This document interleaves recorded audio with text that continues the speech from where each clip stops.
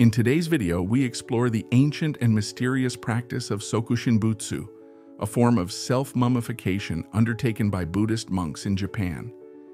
These monks practiced extreme asceticism, believed to have led to their own mummification while alive.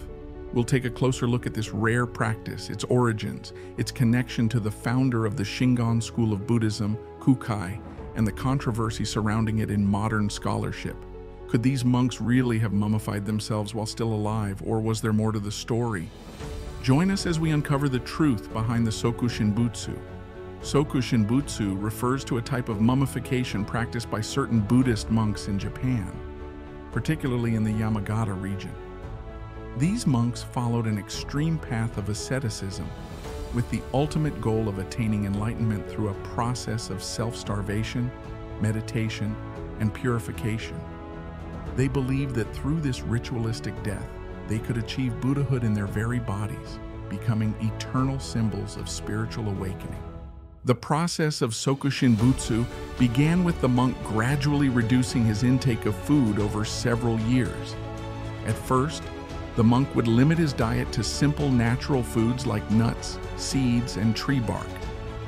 This period was meant to slowly starve the body and rid it of fat and moisture, which would prevent decay after death. Eventually, the monk would consume only a small amount of a poisonous tree sap called urushi, which helped to preserve the body by inhibiting bacteria growth. Imagine the sheer willpower it would take to voluntarily undergo such a process.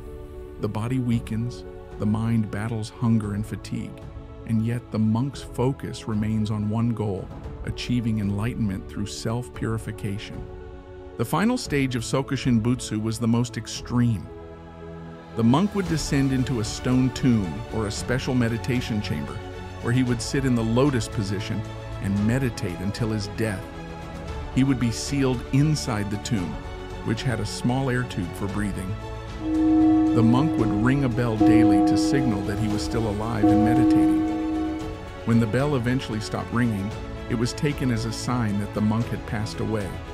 After the monk's death, the tomb would remain sealed for a period of around 3 years. After this time, the tomb would be opened to see if the body had successfully mummified.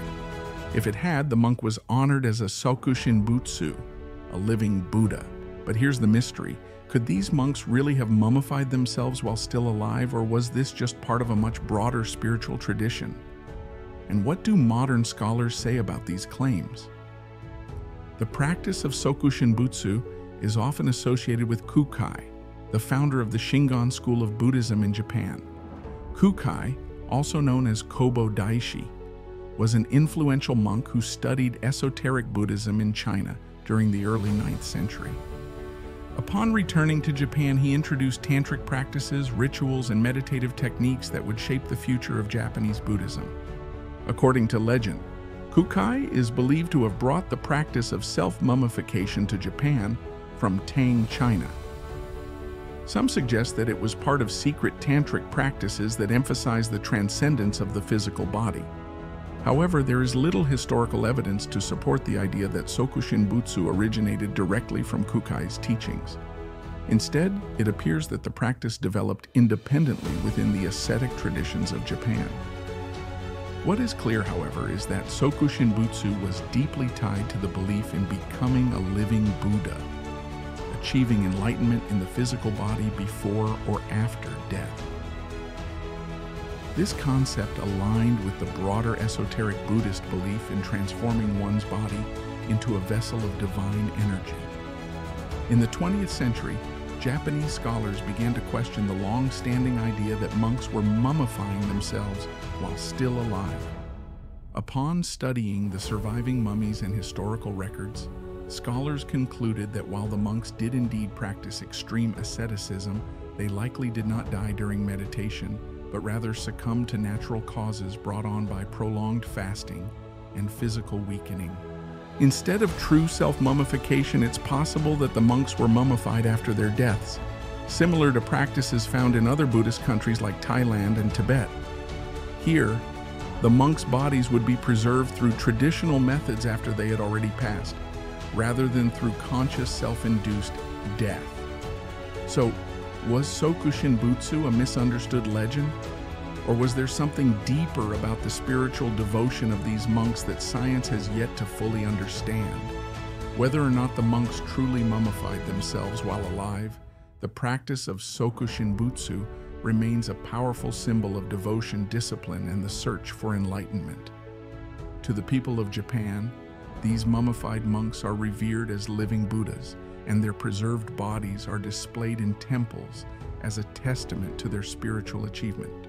Even today, pilgrims and devotees visit these temples to pay their respects to the Sokushinbutsu.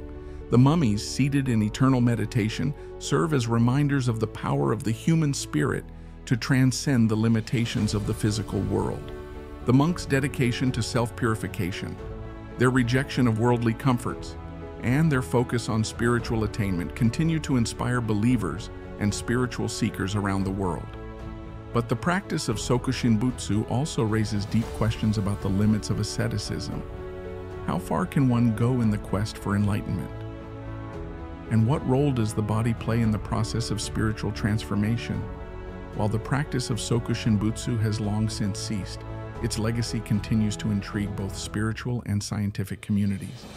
The preserved mummies serve as a bridge between the mystical past and the modern world, reminding us that even in today's fast-paced life, there are those who sought to transcend the material and connect with something far greater. And so, the story of Sokushinbutsu leaves us with one final question. Could there still be aspects of human consciousness and spirituality that we have yet to fully understand? Could these ancient monks have tapped into a power that remains a mystery even to this day? The practice of Sokushinbutsu may be shrouded in mystery, but it stands as one of the most extraordinary examples of human devotion to the path of enlightenment. Whether seen as a miracle of spiritual achievement or a misunderstood ascetic practice, the legacy of the self-mummifying monks endures, offering a glimpse into the extremes of faith, discipline, and the search for something beyond this world. What do you think? Could these monks have really mummified themselves while still alive, or was it simply a unique form of ascetic practice? Let us know your thoughts in the comments, and don't forget to like and subscribe for more deep dives into the world's most fascinating spiritual practices and historical mysteries.